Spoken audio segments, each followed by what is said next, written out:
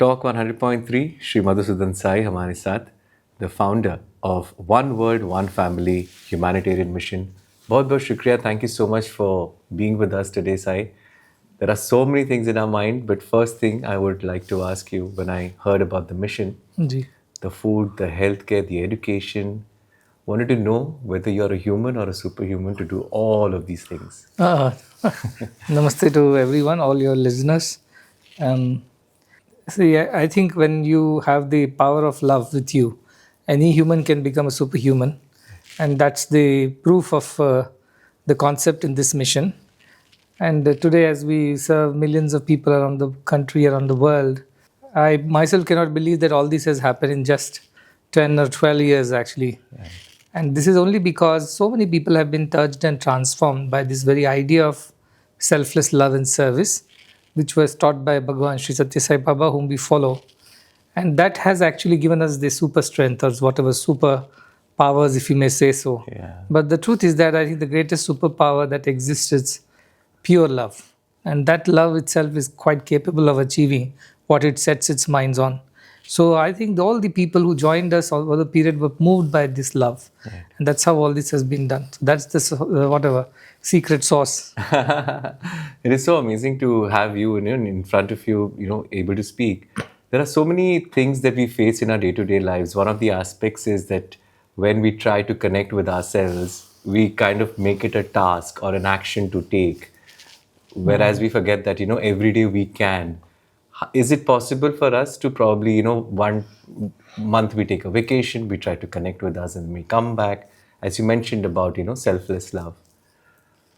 Yeah, I think in this fast-paced life that we are all, leading right now, there are pressures of survival, pressures of doing well, growing and evolving. So at times we forget to tend to our own selves. Right.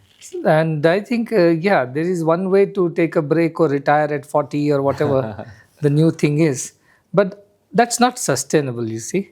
That's like quick fixes. You just do it for some time, then you're back into the same thing again.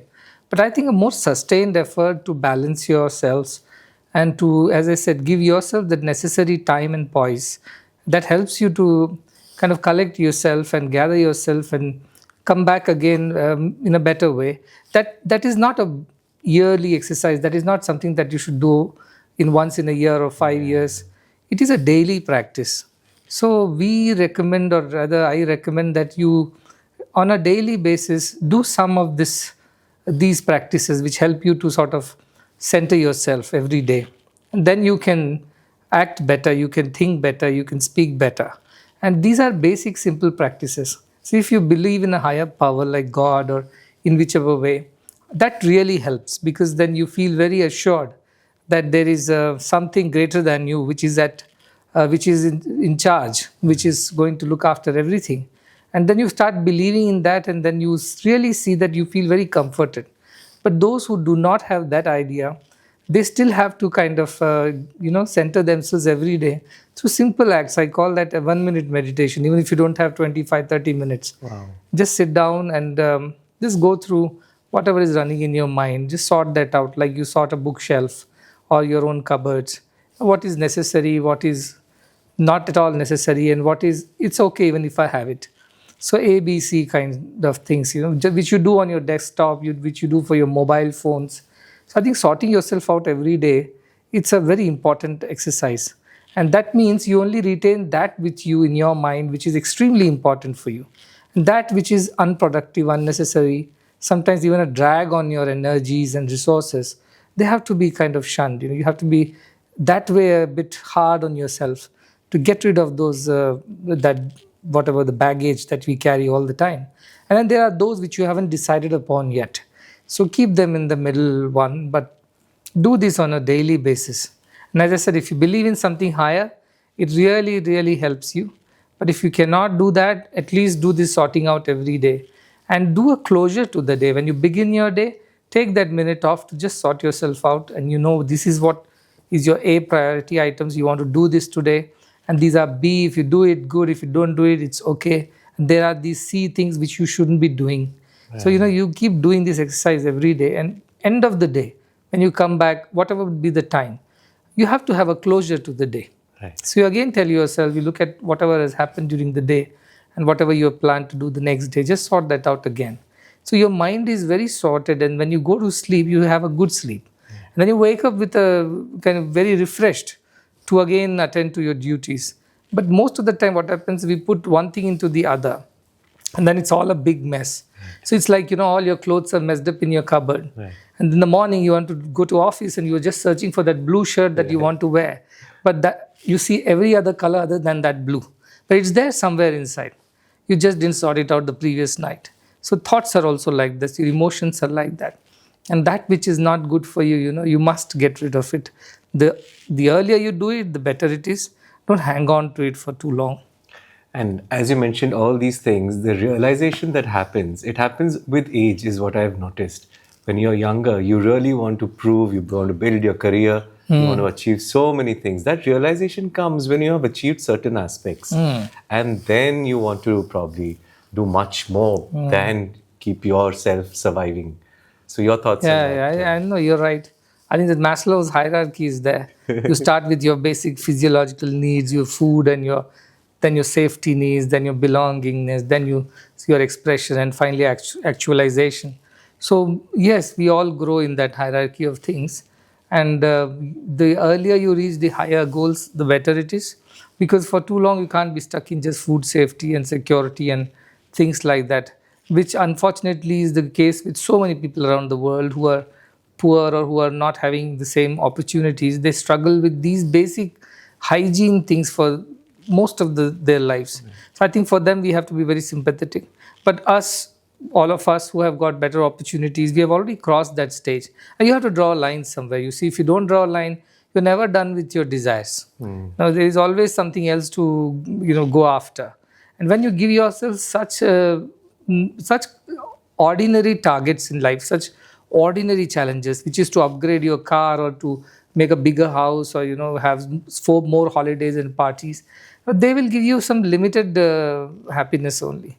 These are all what we call, as in economics, we call diminishing marginal utility of things. Right. So most of the things that relate to the mind have this effect of diminishing marginal utility. So to again get yourself excited, you need to get another car, another house, another friend, another holiday. So this goes on in a perpetual loop. The only way to further elevate yourself is to just break out of this loop and start doing things which whatever makes your heart happy, as I say. Now, this is not material. This doesn't cost you money. Maybe it will take some time on your part, some attention, but this is not expensive stuff like what we see here, especially in countries like this. So these are something that it may be reading a poetry, it may be doing a little bit of good to somebody on the road, it may be just taking a walk in the garden. It could be anything that is just about you and yourself. See, once you start connecting that way to yourself, you realize that actually you are feeling quite happy and comfortable. You do not need somebody else to complete you or make you comfortable or happy today. When these dependencies go away, either on material things or on people, you start elevating very fast. Right. You start moving up very fast because there is so much of less, whatever you call the stones tied to your feet, so you can fly faster. Right. So this first part, yes, it takes some time to break out of this loop. And as I said, once your basic needs are met, again you have to define what is your basic need. And once you cross that and you start touching base with your deeper self, you will start seeing that you start growing very fast. And a day will come when even if these basic needs are not as much taken care of as you would expect them to be, even then you're okay. Right. Because there is something else that is now fueling your imagination, that is making you happy. So suddenly you elevate yourself, and that is a process. The faster it happens to somebody, the more fulfilling lives they will live.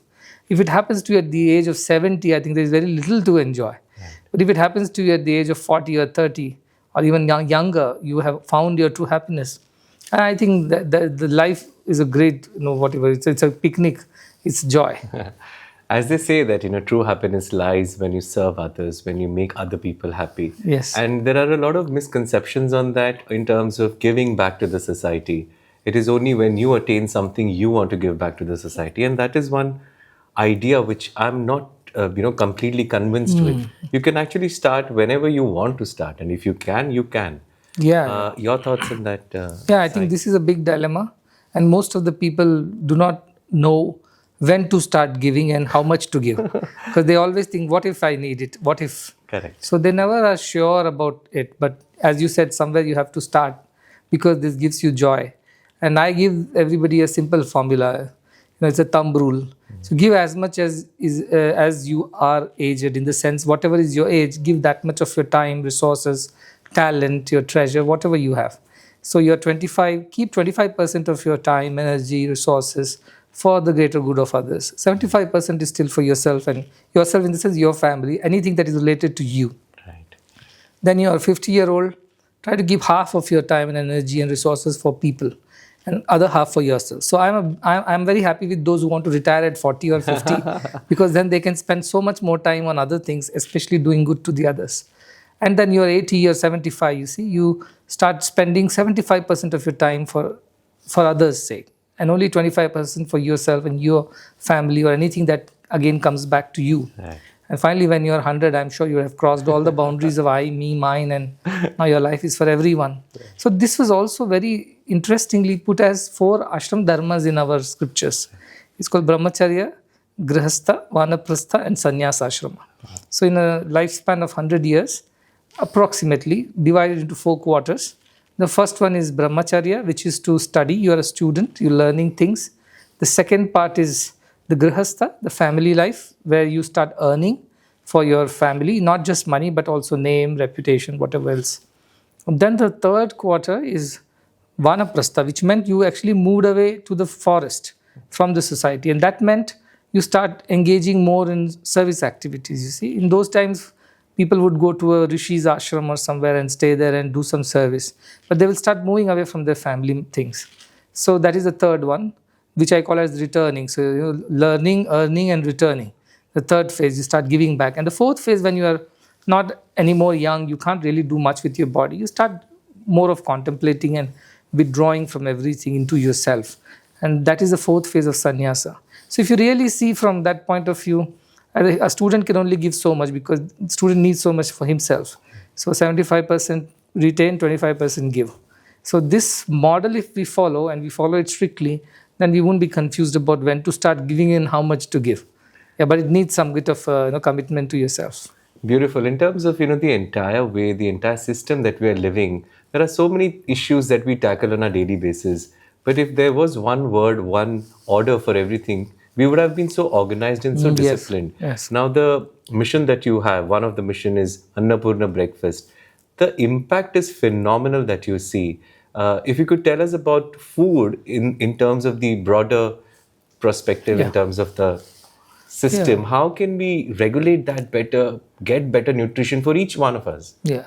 And I think food has to be treated as food and not as an entertainment, not as whatever, a feel good thing, not as anything other than pure nutrition for the body. Right. So if you give food the respect that it deserves, I think you will do very well. That is what I think. Over the last few decades, food has been kind of glamorized, and food has become, in the name of restaurants, in the name of all kinds of five-star cuisine, and even processed food and convenience and instant food and things like that. Everything has got a little bit of messed up. So our original idea of food was that it was medicine for the body, for the disease of hunger. Think like that. So if you are hungry, you must take only so much of food like you would take medicine for your fever or any other issue. So overeating, undereating, both were not allowed. The other thing that we always were keen on was let it be as natural as possible. The best food, I always say, is the one that is coming from the nature, without being processed, without being modified. So that is the best food that you can get. And I tell the best food that even amongst that, the best food is that which comes from the skies. Oh, wow. It means that fruits that fall from the trees after the birds have tasted them. Oh, wow. They are the best fruits because birds know which one to taste and which one to leave.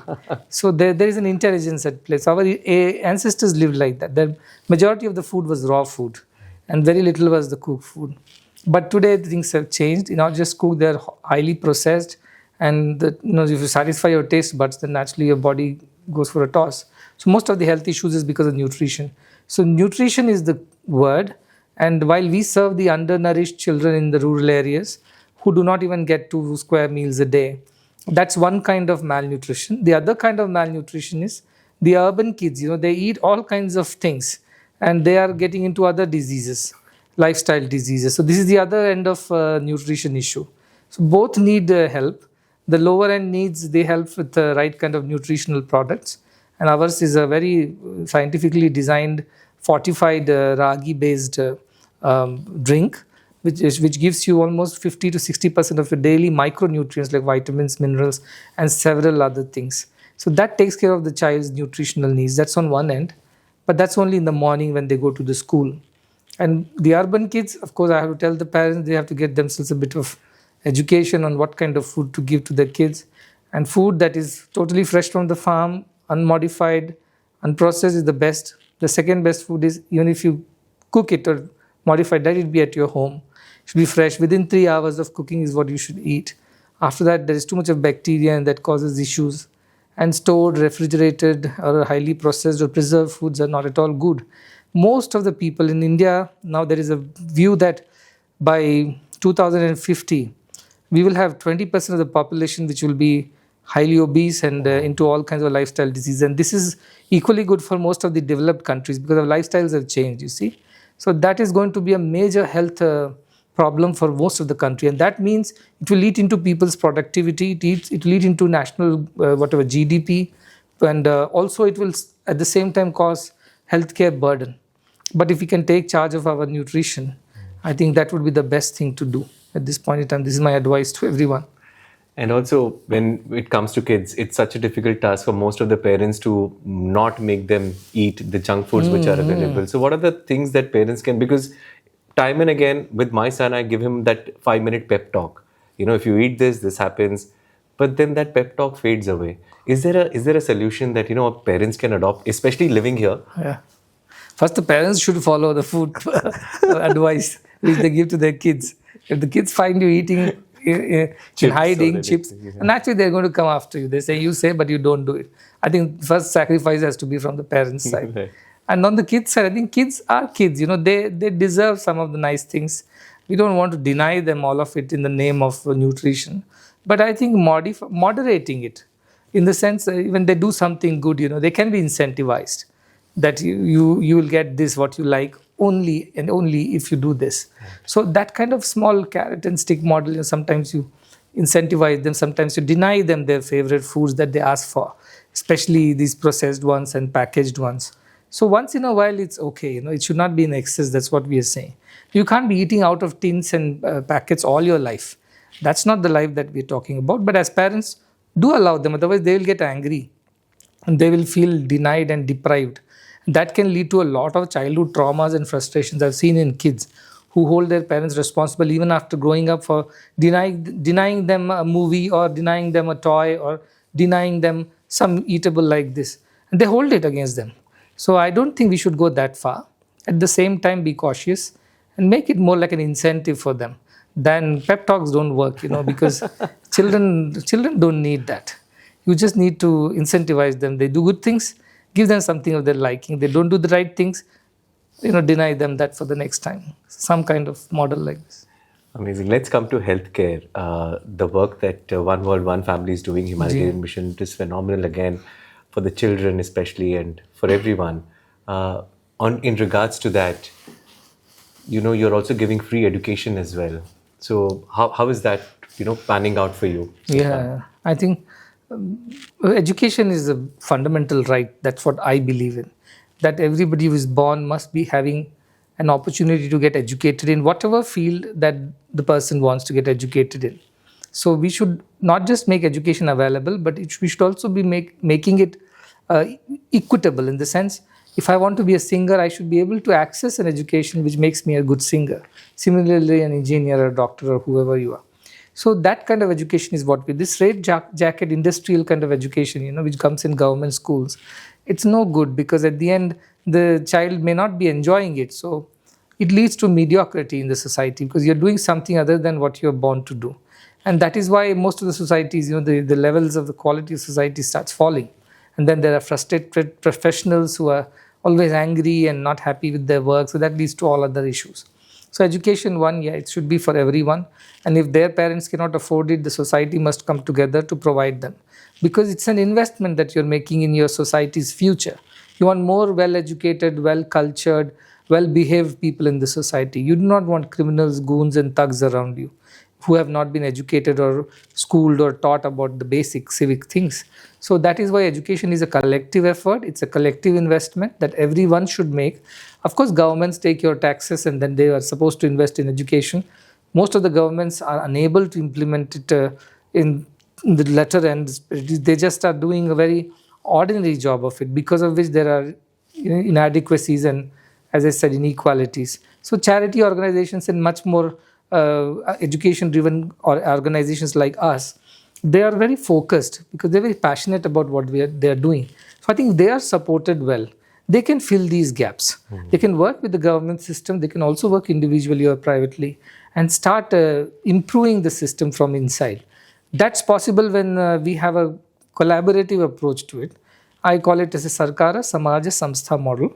Sarkara is the government which makes the policies and gives you the right kind of permissions and whatever other things are required.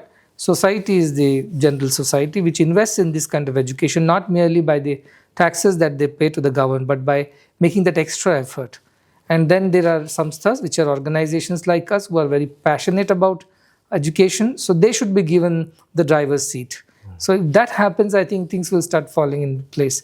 So I'm not like against privatization of education on the one end, because that's necessary. That has brought quality, good competition, but at the same time, it has been very commercialized, because of which children are under pressure, parents are under pressure, a lot of debts, educational debts have been built up. That leads to a lot of stress. And then it's, of course, not available to everyone. At the same time, government education system is not always the best. It is not doing its job well. So then those who cannot afford this, they go there, but they are not getting equal opportunities. So somewhere it's like a private education system, but which works on government principles of equality and equal opportunities. And only institutions like ours can do that. Right. Because we are not the extremely commercialized on one end, nor we are government like obliged to give. We are doing it more out of love and concern for the society. So if these systems support us, I think much can be done. At least at primary level and higher secondary level, we should do it, because those are fundamental years. Many children in India, even a 5th class child, cannot do maths or read a sentence. You give him add 2 plus 2-digit figures. They are not able to add.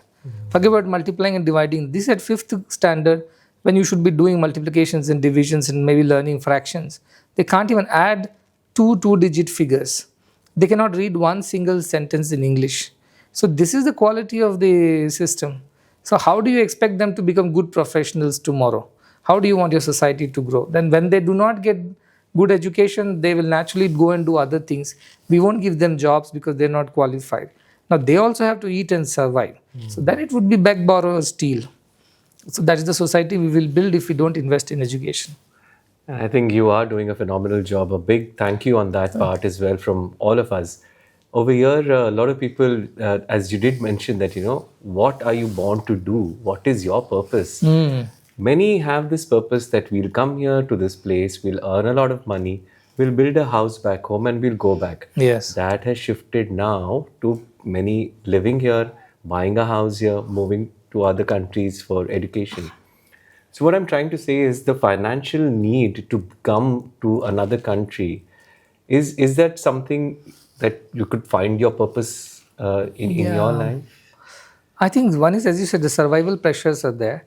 Now, see, when people started coming to these countries from India, those were 70s or 60s or 80s, Right. when the opportunities were very less in India, Right. especially for somebody who was highly qualified and highly skilled. The opportunities were very few. The privatization had not happened, globalization had not happened.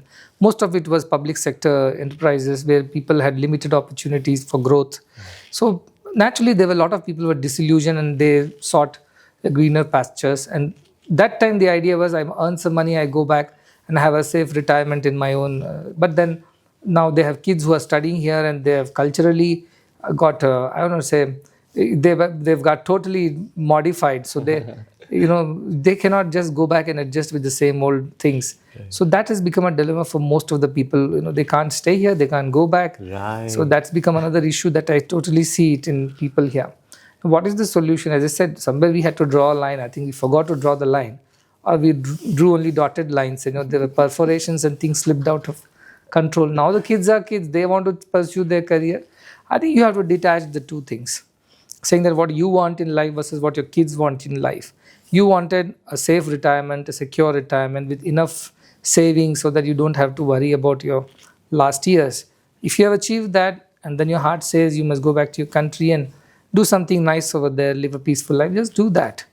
And the kids, like you came out of your country leaving your parents, they will leave you and go ahead and do what they want to do in life. You can't tag along forever, ever. So they have their life, they'll pursue. Now, your purpose was, if it was to go back to your country, then follow that purpose.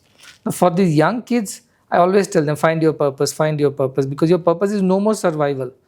Survival problems have already been solved for them. Their problem is, what am I supposed to do? What will make me happy? Where should I contribute? That is the question they should ask. And that's for money should be removed out of the equation. You cannot ask your kid to study a certain subject because that's going to lead to a bigger package at the end. That was your problem of 1970s. Don't thrust it upon the next generation, which doesn't need to worry about it. They know how to survive, but they need to do what they are born to do. That's when they will contribute to the societies. Most of the kids under parental pressures are just taking courses and exams only because their parents had that aspiration that I wanted to be a doctor. I could not be because we were poor and so on and so forth. I worked 2 jobs a day and to meet the two, and all these stories they thrust upon the next generation, say, now you better be a doctor for my sake. The child wants to be a dancer for all you know, but now it wouldn't be allowed. So these kind of things, you do your purpose, let your child do their purpose, and that child will be happy. And I do not know how much money they will make at the end, but as I said, survival was not their problem because you earned, you have something for them, they also are earning something. Leave it at that. You do not want them to only die rich, you want them to die happy. And that means they have to do what they're born to do. So allow them to be dancers, singers, musicians, or writers, poets, not just businessmen and engineers and doctors and whatever the other things that you thought you should be. And that's the question that I've been wanting to ask, that, a lot of people, when they meet me, they ask me, how did you become a radio presenter? So I said I was working in a corporate office. I didn't like it. And then one day I sat with myself and then I realized that I have to do this because this is what will interest me. I didn't know what is in store for me. So they couldn't understand what I'm trying to say. So No, they won't. So how can one find their purpose? As I said, if you cannot just follow the herd. You can do it for some time, as I said, till your basic pressures are met. Now I'm asking you a question in return. Suppose you did not have any money in your pocket, you had no safety whatsoever, you had nobody to support you. Would you still be a radio presenter? You wouldn't. So you wanted some of the basic needs met. That's why I said retire early, no problem, retire with some money, but do your thing before it's too late. Right. So most of the people find this dilemma. It's about survival versus what they want to do. Because what they want to do may not necessarily be supporting their survival. And they can't be dependents on their parents or others for too long. So this is the big issue. So my feeling, my advice to them is that if you have already found your purpose when you were just 18 or 20, that you felt you wanted to be a singer or you wanted to be a radio presenter, start working towards it. I know you will have a little harder time compared to your friends. Your friends will have iPhones and or things like that, and you will still be managing with some old second-hand phone. But that's all right because you have a bigger vision and your joy at the end is much more rewarding. But you have to stay true to the purpose. The other option, as you have done, is many people, though they know what they like doing, but they, because of the other pressures, they just keep doing things so that they earn enough. But call it quits as soon as possible. If you drag it for too long, then you will reach a point of no return. Then it's very difficult to live a life. Most of the midlife crisis, what we hear about is this. When people want to now become themselves, but the family won't allow them. The circumstances won't allow them. The commitments that they have made won't allow them. And that's why they're frustrated and they want to do something else now, but they're clueless. So my feeling is that most of the marriages break, most of the families break apart because of this crisis of individual purpose. When they suddenly discover that they are doing something other than they were born to do. But then you can't explain it to your spouse. So that's the midlife crisis, according to me, when you really want to be yourself because you have had enough. You lived somebody else's life so long and now no more possible. So you want to go back to your own individual life, and that's not allowed anymore. That's the crisis. That's why families break. And this is when, when we see that there is so much passion out in the world when it comes to, let's say, cricket. I think that you also enjoy Yeah. watching the game as well. When you see these cricketers, these athletes who not only win, perform, but when they talk and they speak, they do inspire a lot of people. Somehow we feel that, they have achieved it, they have reached everywhere, and that should be my aim. And this is where I think we all get lost that, we should be probably become this, we should. So having those idols, does it make a good way of looking at life? Yeah, I think cricket 50 years ago would have been a very inspiring sport, but today the way it's commercialized, I don't think I'm truly enjoying the game because most of the people now play for, we all know it. There's money at the end of the road, so you want to work towards that. The bigger the brand, the more the money. Right. So very few people are truly doing their best for the game or the love of the game. Anyway, that apart, you need to have examples in life. See, if you don't have ideals or example, you do not know how far you want to go, where you want to go. It's like milestones on the road. If you are traveling and you have a milestone which tells you that your destination is another 100 miles from here, you know how far you have reached and how far you have to go. So these people serve as your milestones, as examples and ideals. So you have to have, but you don't make a wrong person your hero. Now you find a little more about them. Now most of these heroes on the silver screen are not real heroes, are they? But children get excited, and children's minds are very, very soft and supple. So what happens if in our school we have seen that if an IAS officer comes and gives a pep talk to the kids, they all want to be IAS officers tomorrow. Now suppose somebody comes from the military and gives a talk, suddenly 50% of them want to be in the military. And then same with the cricketers and same with all kinds of celebrities. So I think that happens because you are too young. But if you have kind of, as you said, sat with yourself long enough and you know that this is what makes you happy, then you have to go back and look for the right person in that field. Again, cricket, you can have hundreds of examples, but there are those who are very commercial, then there are those who will do it for the love of the game. They won't do anything else for anything. So find your right ideals also is very important. Do some reading up and research, not just by what is shown on the media. Right. That can be very, I think sometimes very, not a wrong representation, but can be misleading. One couple of more questions. Sure. Just over here, since it's a month where everybody fasts and Yes, there's a lot of connection with the divine, and the giving nature comes naturally with all of us, and this is what is being taught also in UAE. Yes. So when it comes to giving, I mean, it is just one act which we all do, and how can we make it a part of our daily life as well? Yeah. I think I always say, if you don't breathe out, you can't breathe in. You can't hold all the breath to yourself saying, I don't want to give any breath out. Body has been designed like that, where you have to take in and give out also. The societies have been designed like that. Only in give and take that we grow. See, if you don't, this symbiosis that exists in the society is the very soul of the society. If you don't have that relationship, the soul will die, the societies will die. So giving and receiving, both is the way of life. And the month of Ramadan, especially because of the religious fervor and the intensity of these ideas, it is even a better opportunity for everybody to give. And I know zakat is practiced in these communities, especially across UAE. It's a part of your culture, and especially in this month, you give more than, because if you did not do enough for the rest of the year, this is your opportunity. You can do all of it now. So it's a part of our culture, and it's there in all cultures across. You go to Sikhism, they call it Daswant. They give a tenth of whatever they have. In Hinduism, they call it Dana, and which is a compulsory thing. In fact, Krishna says in Bhagavad Gita, Yajna, Dana, Tapak Karma, Natyajyam Karyam Evatat. These three things one should never give up, not only for a month or week, but throughout the life. Yajnas, Dana, and Tapas. So these are the three. So Dana again is a part of our culture. I think this has to be kind of, I don't know, through you and people like you, through influencers.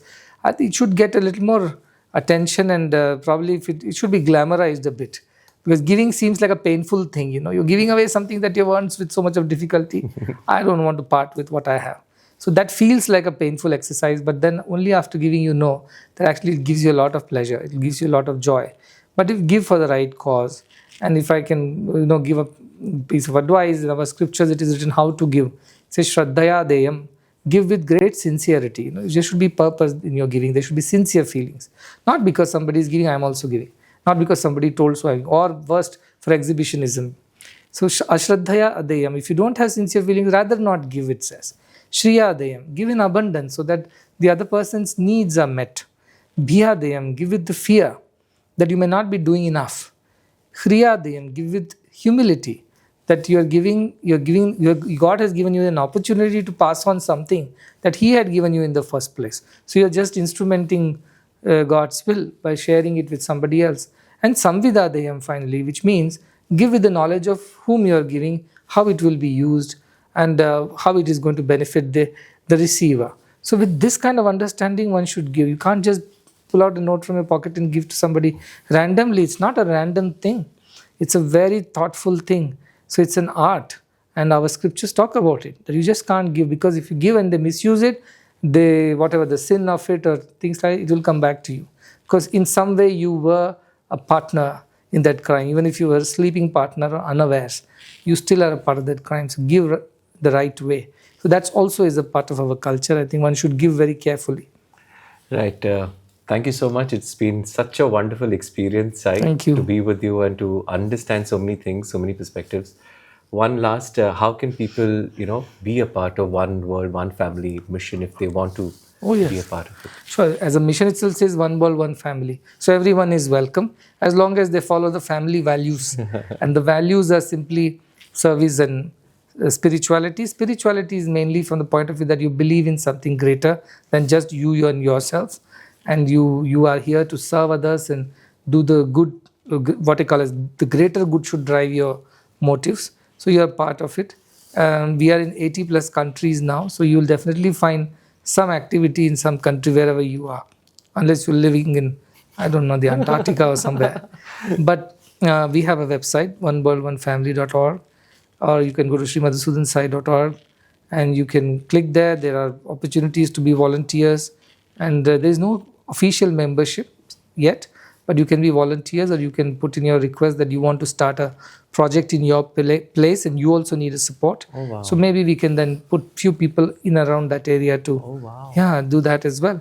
So that way you can participate. And we are headquartered in India, in near Bangalore, in Mudenhalli, and we have several programs happening in India too. So if somebody wants to visit India and be a part of it in India, that's also possible. I also want to tell the audience that we are coming up with a very beautiful 100 days cultural event in Mudenhalli between August and November. And that is coinciding with the 100th birth anniversary celebrations of Bhagavan Sri Satya Sai Baba. And that would showcase cultures of 100 countries from all around the world, and they will present their culture, their philosophy, art, music, food, and so many things. So that's another opportunity. And again, the website would open. It's already open. You can go and check there, and you can be a part of it. You can also contribute as volunteers or any which ways that you want to. Thank you so much, and we look forward for being a part of the mission. And thank you. More power to you that you keep doing the greater good that you're doing. So you keep spreading the good news. I think that's the biggest job God has given you. Yeah. Thank you. Thank you very much. Namaste. Namaste.